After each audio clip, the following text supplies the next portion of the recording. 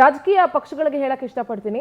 ಇಲ್ಲಿ ರೈತರಿಗೆ ಏನಾಗುತ್ತೆ ಅಂದ್ರೆ ಕಬ್ಬು ಕಟಾವಲ್ಲೂ ಮೋಸ ಆಗುತ್ತೆ, ತೂಕದಲ್ಲೂ ಮೋಸ ಆಗುತ್ತೆ, ಪುನಃ ಬೈ ಪ್ರಾಡಕ್ಟ್ಸ್ ಲಾಭಗಳನ್ನ ಸಕ್ಕರೆ ಕಾರ್ಖಾನೆಗಳೇ ತಗೊಳ್ತಾ ಇದ್ದಾವೆ.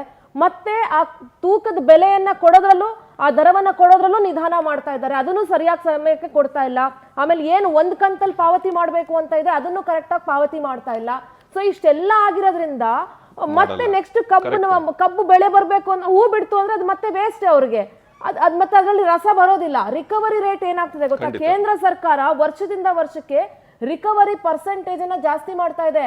ರೈತರು ರಿಕವರಿ ಕೇಂದ್ರ ಸರ್ಕಾರ ನಿಗದಿ ಮಾಡುವಷ್ಟು ರಿಕವರಿ ಪರ್ಸೆಂಟೇಜ್ ಇಳುವರಿಯನ್ನ ತೆಗೆಯೋದಕ್ಕೆ ಸಾಧ್ಯ ಆಗ್ತಿಲ್ಲ. ಕಾರಣ ಏನು ಅಂದ್ರೆ ಸರಿಯಾದ ಟೈಮ್ಗೆ ಮಳೆ ಬರ್ತಾ ಇಲ್ಲ. ಒಂದ್ ವರ್ಷ ಮಳೆ ಬರುತ್ತೆ, ಒಂದ್ ವರ್ಷ ಮಳೆ ಬರಲ್ಲ, ಇನ್ನೊಂದ್ಸಲಿ ಇನ್ನೇನೋ ಸಮಸ್ಯೆ ಆಗುತ್ತೆ, ಸರಿಯಾದ ಟೈಮ್ಗೆ ಹಣ ಪಾವತಿ ಆಗಿರಲ್ಲ, ರೈತರು ಮತ್ತೆ ಕಬ್ಬು ಬೆಳೆಯಕ್ಕೆ ಅವ್ರ ಹತ್ರ ಹಣ ಇರೋದಿಲ್ಲ, ಸಾಲ ಸಿಗಲ್ಲ. ಈ ಹಲವಾರು ಸಮಸ್ಯೆಗಳನ್ನ ರೈತರು ಎದುರಿಸ್ತಾ ಇರೋದ್ರಿಂದ ಅವ್ರು ಇವತ್ತು ಈ ಹೋರಾಟ ಕೂತಿದ್ದಾರೆ. ಕರೆಕ್ಟಾ ಮಂಜು ಅವರೇ? ತುಂಬಾ ಚೆನ್ನಾಗಿ ನಮ್ಮ ಮನಸ್ಸಿನ ಮಾತನ್ನ ಅಷ್ಟು ತಾವು ಹೇಳಿದಿರ ಮೇಡಮ್. ನಿಮ್ಗೆ ಧನ್ಯವಾದಗಳು. ರೈತರ ಮೂಲಕ ನಿಮಗೆ ಧನ್ಯವಾದಗಳು. ಅಷ್ಟು ವಿಚಾರವನ್ನ ಸಮಗ್ರವಾಗಿ ನೀಟಾಗಿ ಪ್ರಸ್ತುತಪಡಿಸಿದಿರಿ.